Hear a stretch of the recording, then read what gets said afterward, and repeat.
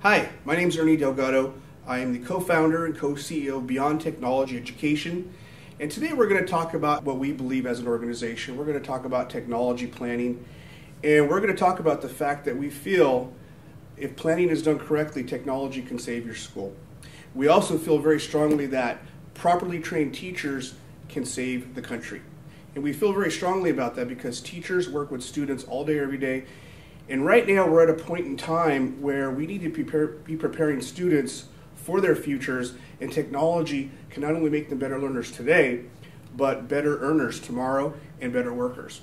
So a lot of schools come to us and ask us, where do I start? Where do I begin? How do I do this? And this is where we come in as an organization. We partner with schools and we give them ideas and help them put together a technology plan that doesn't focus on stuff, but focuses on staff. And we feel very strongly, based on 20 years of experience, that it's not about how many computers you put into your school, but how best are those computers going to be used to teach and how are they going to be used to learn. This is where we help your school. Now, over the last 20 years, we've dealt with many schools. We've seen lots of different things that schools have control over and things that they don't have control over, but there's one consistent element that we've learned makes the biggest difference when it comes to technology integration, and that's the fact that good schools have good leaders. And the fact that you're actually watching this right now means that you're learning. It means you're looking for answers. You're trying to help your school go to the next level, and you're looking for information. So I'm interested to share this model with you. Know that it's flexible. Know that there's lots of different environments we work with, but know that technology can make a huge difference in how you run your school. Now, the reason why this is critically important today, over the 20 years we've been doing this, we've been keeping track of trends and things that have been happening within technology, and more importantly, technology in the classroom. And we've seen fads, we've seen things come and go. We have a model that's very effective today, but more importantly, we're helping you prepare for tomorrow. And two things you should be aware of. Right now, we notice that technology access at home is booming, more than ever, students and teachers. And the big news is not that your students are using technology. That's been happening for many years. The biggest news is the fact that the fastest growing group of users are adults ages 36 to 65.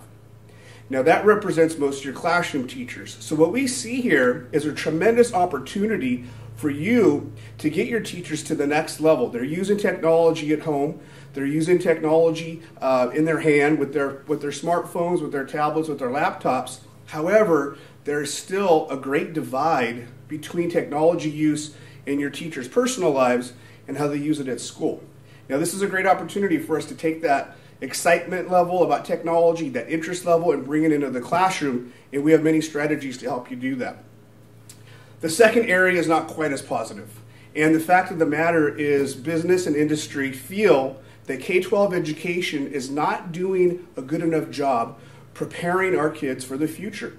In fact, they're saying that the skill sets that students are coming to the working world with today are subpar and not as good as students from other countries. This is a problem. However, we feel by properly planning, by properly using technology at your school, you're not just going to help your students become better learners, but you're also helping them prepare for the future. And this is a critical element that you need to address as an educator. Let's talk about students for a minute. We're finding every year students access technology younger and younger. In fact, they say on average students start accessing technology as young as 3.5 years old. Now, there's not a whole lot that could happen at that age group, but the fact of the matter is students do not know a world without technology. It's something they're naturally attracted to. So how do we incorporate that into our classrooms, use that excitement level, and get them motivated about technology and the learning with technology? Now, 5 years ago, the statistic came out that students from 8 to 18 years old were accessing technology 6.5 to 8.5 hours per day, on average. That's a lot of time. The research today shows that students are accessing technology on average 10 hours and 45 minutes per day, 7 days a week. Now that's a lot of time. So I did some research. I wanted to find out, what does that number represent? What are they doing for 10 hours and 45 minutes per day? And what we learned is that students are multitasking. I went to visit my cousin, 12 years old. I wanted to see how kids use technology at home. So I visited him, went into his bedroom, and there he was playing Xbox, on his 27-inch plasma television. He had his wireless headset. He had his wireless controller, listening to his podcast while he had a text message conversation going on next to him. Now, do you think his parents helped him set up any of that technology? Not at all. This is what kids have access to today in their bedrooms. He paired all the devices themselves. They are using complex technological environments in their bedroom. And then they go to school and they have to go backwards. They don't have access to the same tools. This is a challenge. This is something we need to look at as educators. How can we take these skill sets that kids are using all day, every day in their personal lives and apply that to the teaching and learning model? This is especially important now that the wave of technology is really increasing, especially when it comes to educational technology. The apps, the smartphones, all the devices. Every day I research on some of the up-and-coming technologies, and every day I learn about some tool, some website, some promising technology that a teacher could use tomorrow in the classroom that would make a tremendous difference. And it's not real difficult to teach teachers how to use these tools, but we need to start the process somewhere because we are missing the boat. And if you're interested in this research, we handle this on a daily basis, finding out what is the next big thing and how can schools get involved.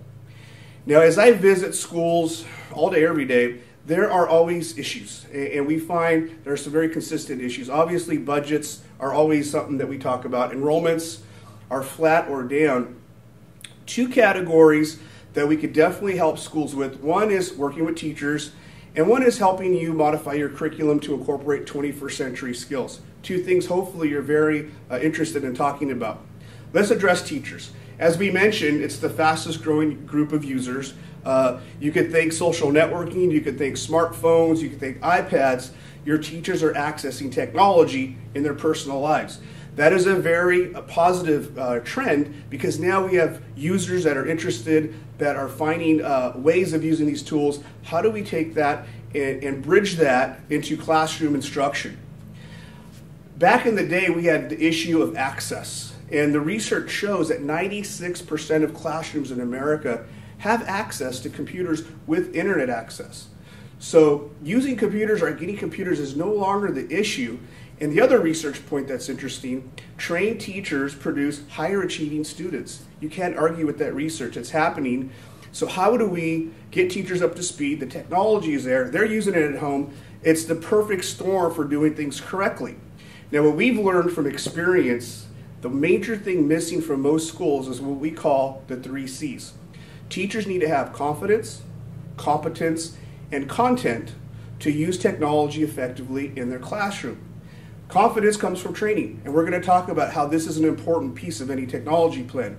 Competence comes from modeling, watching an expert do this, seeing lessons being delivered to their class, having opportunities for light bulbs to go on, having opportunities for aha moments to take place. It's a very important part of the process.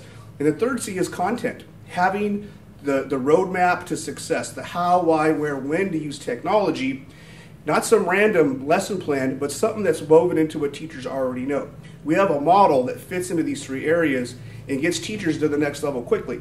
One of the biggest reasons why teachers are challenging to work with is basically it's the generational differences among your staff. When I talk to principals, I share with them, if you have 15, 50, or 100 teachers, you have 15, 50, or 100 different skill levels. And some of those teachers are very active with technology. Most of them are not. And if you look at the generational differences, you'll notice why. Your younger teachers, your millennials, technology use is their main identifier. They feel technology is how they express themselves, as part of who they are. Interesting to note, Generation X, which is the next group of teachers up, they feel also that technology is important. Not quite to the extent of millennials, but it is important to them. And then you look at your baby boomers, your veteran teachers.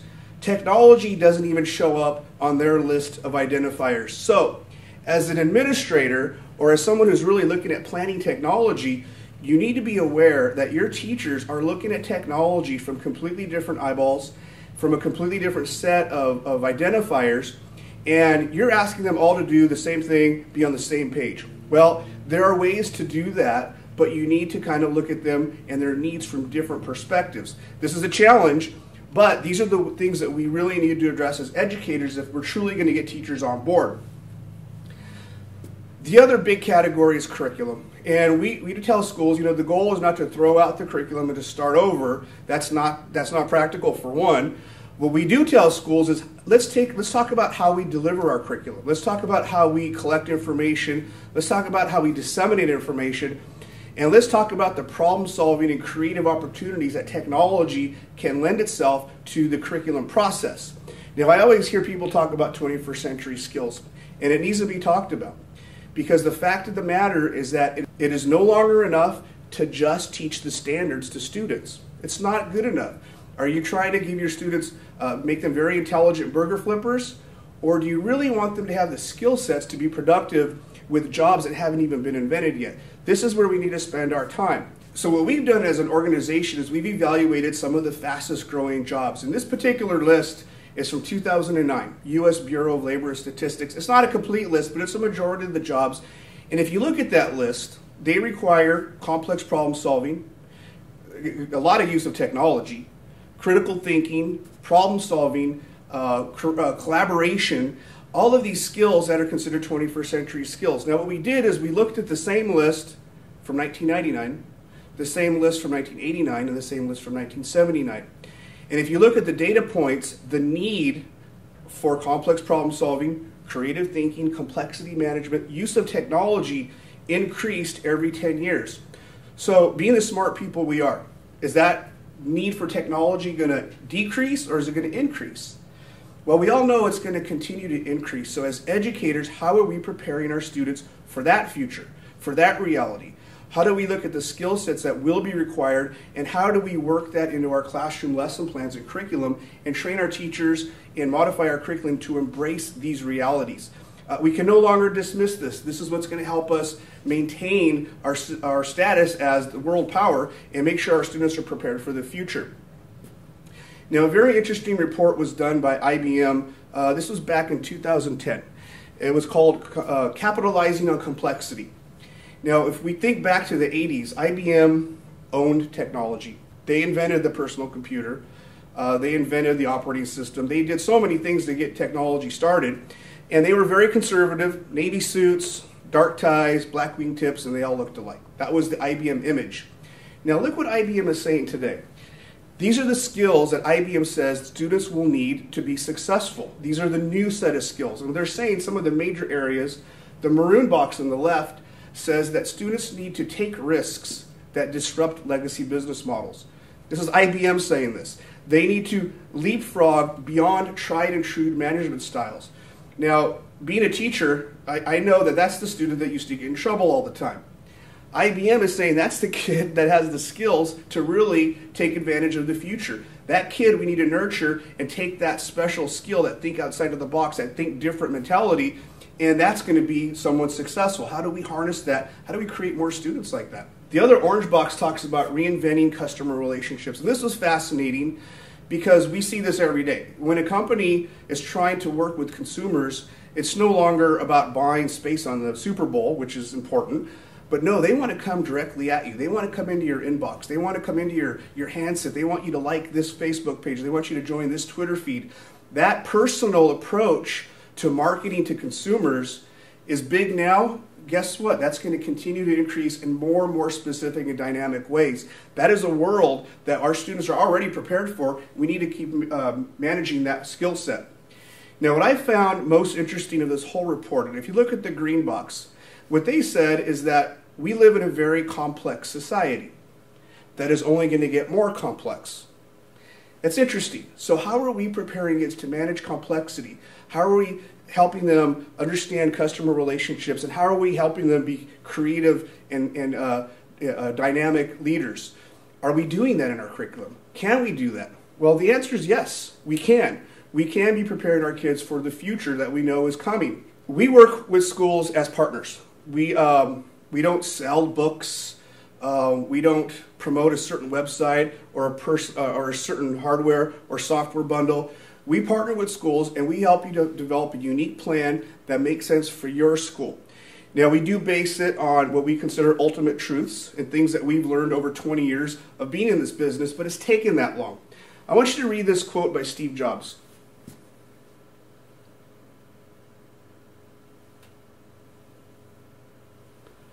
One of the things that we help schools is provide a simple technology plan. And I can't tell you how many schools I've been to and asked them, do you have a technology plan? And they say yes. So they turn around and they get out a binder. It's not that little 2-inch binder, it's that big 5-6-inch binder. And they tell me how they put it together. They got a subcommittee that had another subcommittee, and one was in charge of this, one was in charge of that.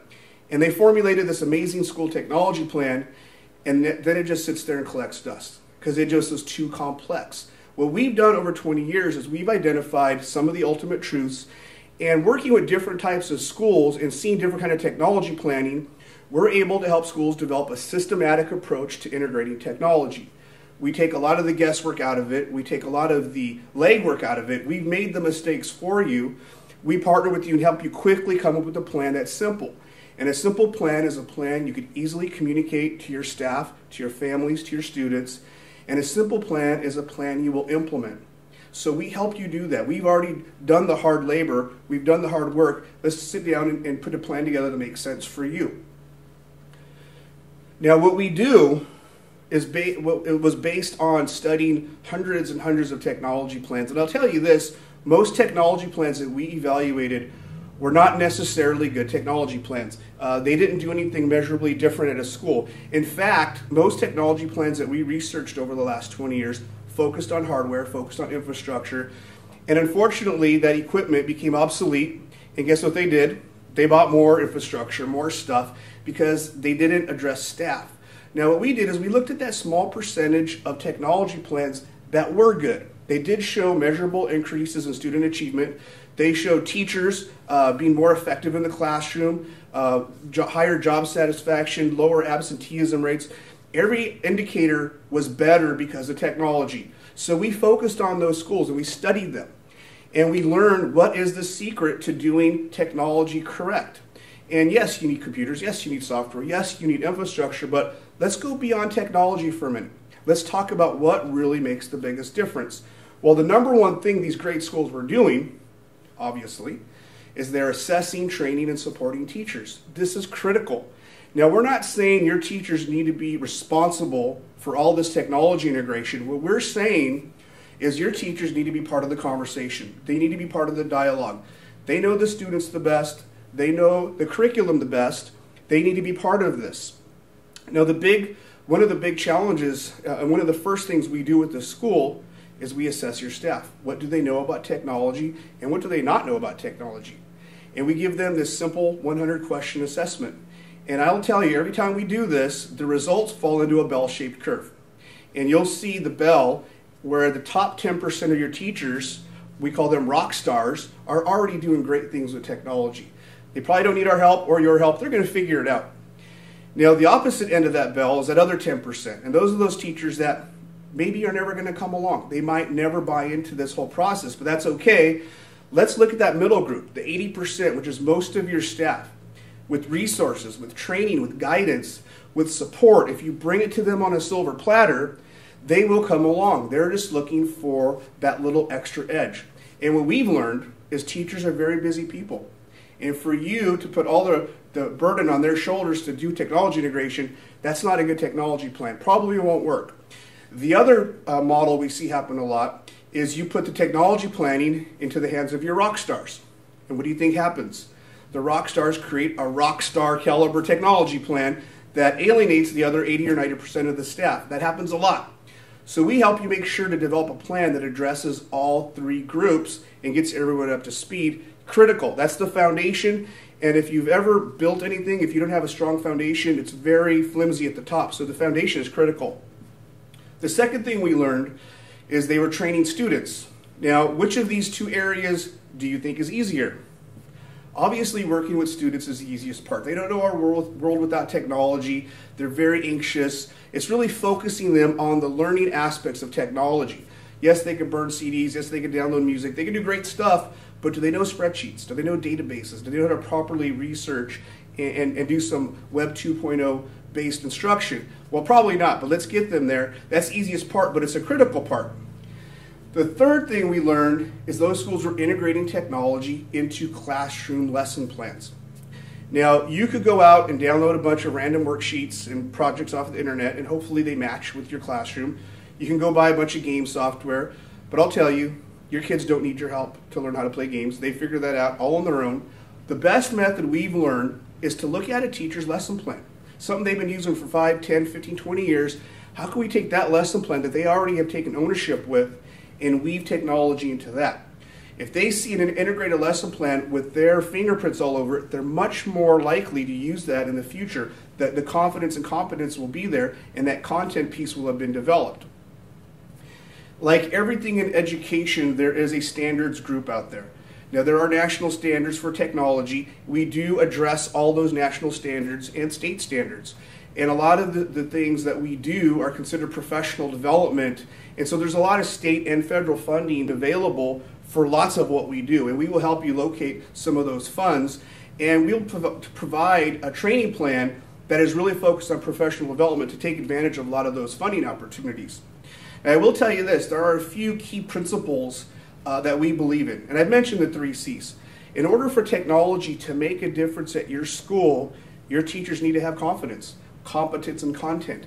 Without those 3 C's, technology is not going to make a difference. It's going to flounder. Maybe a couple of your teachers will take advantage of it, but the goal should be to get 80 to 100% of your staff on board. You need to have a plan to make sure these 3 competencies are integrated into your training program, and we have models for that.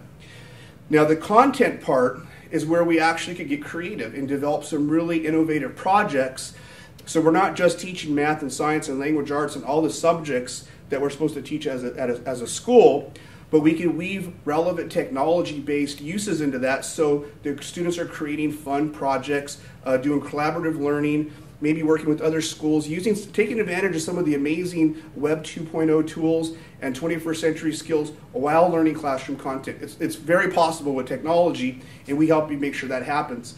And yet, because we do that, because we prefer that the curriculum drive the technology, not the other way around, we consider this a more organic approach. And with this model, and again, I'm not talking about a one-day in-service.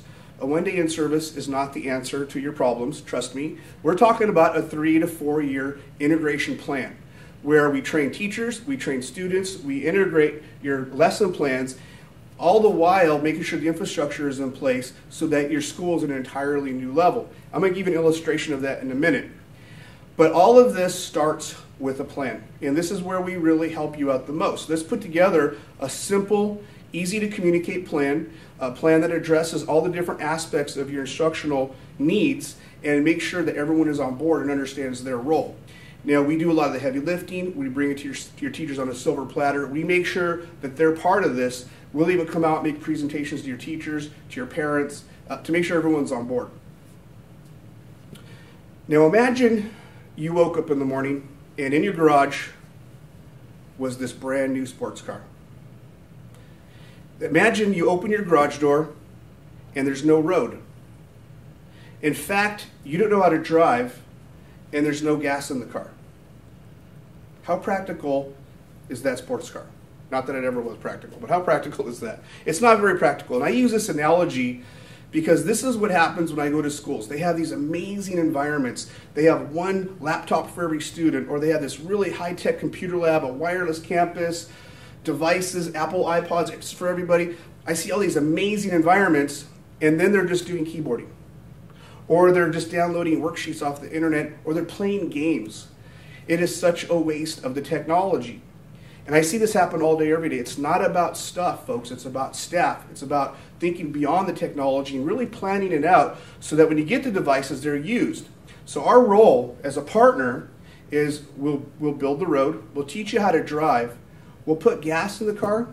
And together, we're going to create a map to help you get where you want to go. The how, why, where, when to use technology. It's a perfect analogy. I use this all the time, and it makes sense. And we want to help schools really use the technology effectively. Let's talk about a couple tools that we've developed. One is our professional development course. This is a 30-hour college course. We partner with a major university. We bring the university to your school. We either provide a trainer directly, or we train someone from your staff to do this, train the trainer model.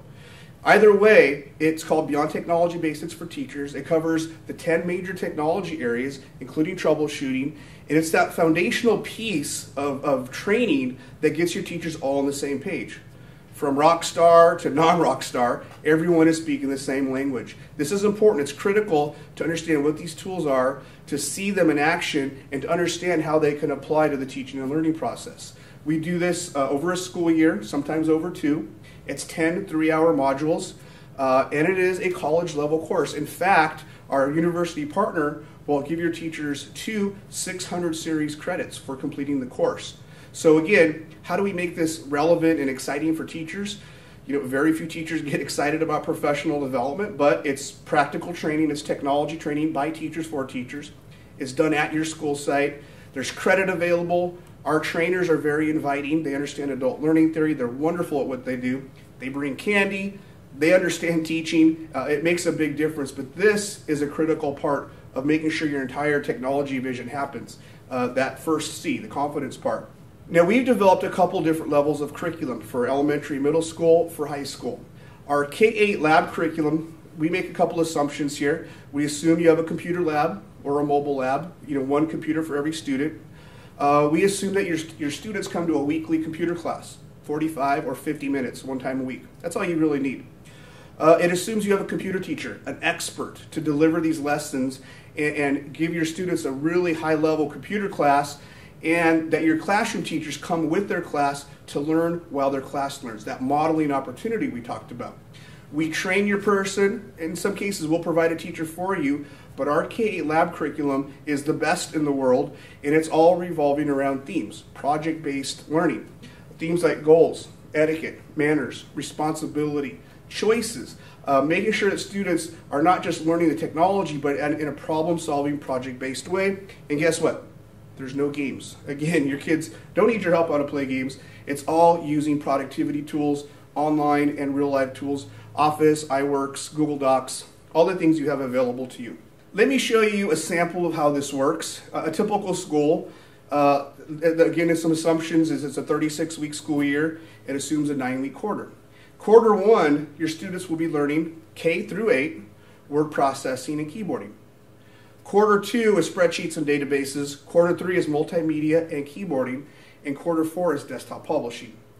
Now, each grade level, they start those 9 technology areas, and it's built around a scope and sequence, a spiraling curriculum. So each year, they get more challenging skills that they need to learn in a project-based way for 5 weeks of the quarter. So for 5 weeks, your students come to a weekly lesson by your teacher, your computer teachers delivering the lesson, their teachers with them modeling, learning, and watching, and your students sit through about a 45 or 50-minute lesson.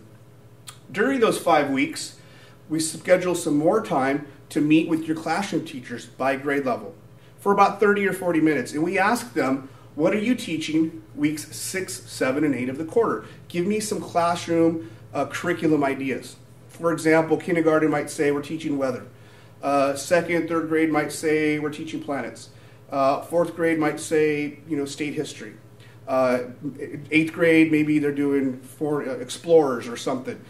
So we take that lesson plan, ask the teacher questions like, what's the goal of the lesson plans? What are the national or state standards being addressed? What are you trying to accomplish with this lesson plan? And then my instructional designer will sit with your teacher and come up with some integrated ideas. And they'll throw ideas out. In the beginning, your teachers might not know what's expected of them, so we'll do a lot of the talking. But then we take that information back to our office, spend 4 to 10 hours per project. So weeks 6, when the students come to the computer lab, it's no longer Beyond Technology curriculum. It's actual classroom curriculum based on your textbooks, your lesson plans, your teacher's involvement, and the classroom and the computer lab are now working harmoniously together. It's an extension of the classroom. Week 9 is an assessment, see how we did. Quarter 2, we do it again.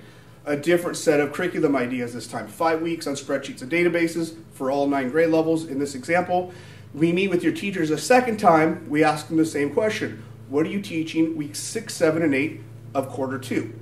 And we get 9 more curriculum ideas, 9 other things to integrate. We spend 4 to 10 more hours per grade level. Week 6 of the quarter, the students come to the lab, classroom curriculum. I think you know where this is going, right? Quarter 3, same thing. Quarter 4, the same thing.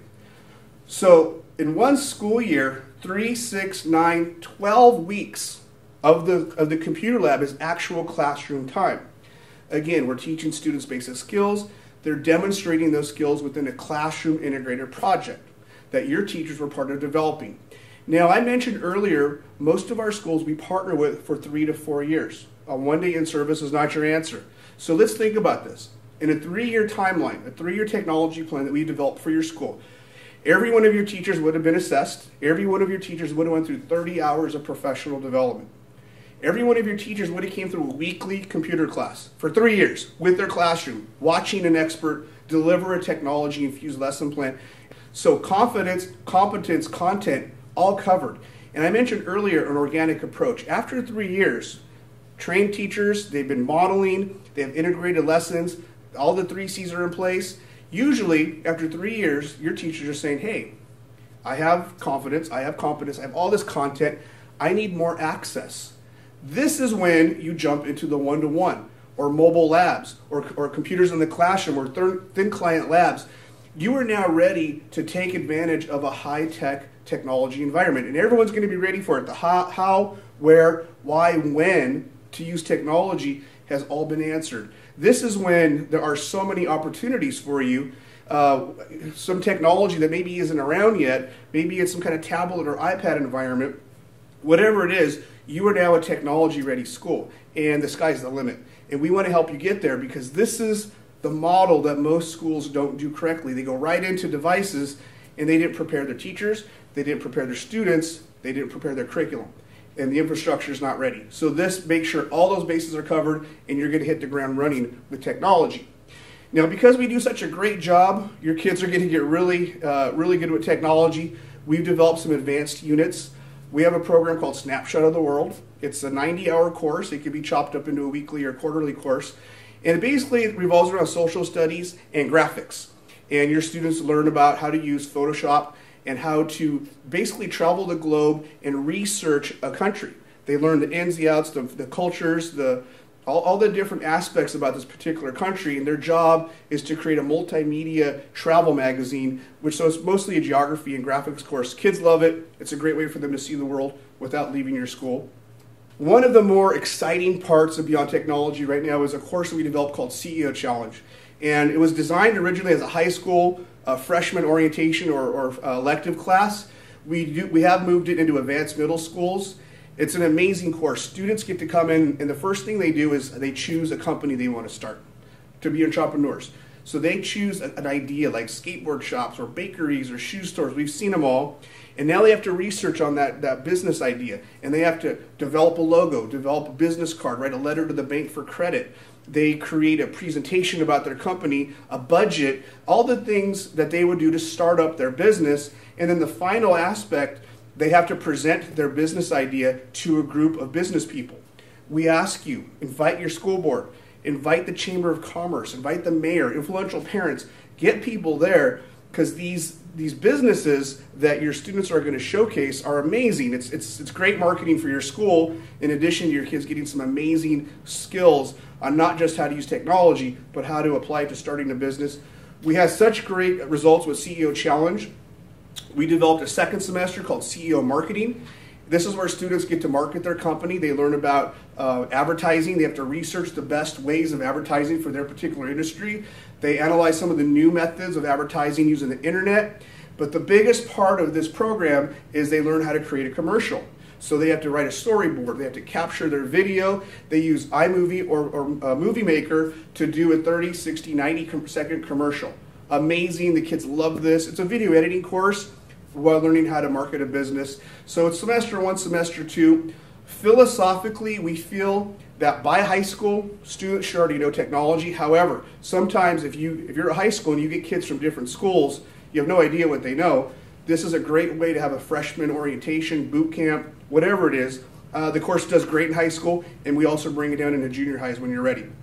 Now, we have developed a couple models that are very popular. One of them is called the SWIM model, School-Wide Integration Model. And in this model, it assumes that you have a room and you want a technology program. That's all. We handle all the assessment and professional development for your staff, all the curriculum and the integration we talked about. That's all part of this model. We'll even provide a computer teacher for you, or we'll train one of your computer teachers, or we'll help you find a computer teacher, whatever your situation, because that's an important part of the whole process. We'll even include a brand new computer lab, a station for your largest classroom with peripherals, with all the software and networking, all the IT support, all the supplies. In addition to that, we'll help you market your program to the community, flyers, presentations, videos, all that kind of stuff. And we assign a project manager to make sure it meets everything that we said it would. It's a great model. Again, it's usually a 3 or 4 year partnership, and usually comes down to a small technology fee, anywhere from $10 to $50 per student per month. It's a great model. Depending on the size of your school, we could talk about how that works. And if you're real far, let's say you have all the technology. Let's say you have the people in place. You just need the materials. Well, we have a model called Tectonic Learning Systems, massively shifting how teachers teach and students learn. And it includes 3 things: training for your people, the curriculum guides, and support. And support is critical. We do not just sell books. We make sure that anything that we do, there is a person available to support you and your IT staff and your teaching staff. So it's 3 pieces. And right now, we have different levels of Tectonic Learning System.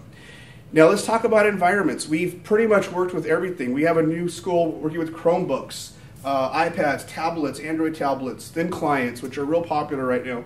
All the different peripherals like your interactive whiteboards, your response systems, online learning. We can help you get all of these pieces into that 3 to 4 year plan, and to make sure that they're placed and spaced in the right part of that plan, so you're not doing anything that you're not ready for. Big deal. Now, we have hundreds of people that you could call today to talk about our model, to talk about what we do. And you'll find pretty consistently they'll say that we're flexible, we're effective, and parents love our program, and students are learning a lot. So as you think about what we do, think about talking with us. We would love to have a personal conversation to talk about your situation and understanding how this model can make a difference at your school. So please call us, look us up. We do have, obviously, a Facebook page. You could reach me, Ernie, at beyondteched.com. We appreciate your time, and we look forward to meeting with you and helping you put together a plan that solves all your problems and prepares your students for the future.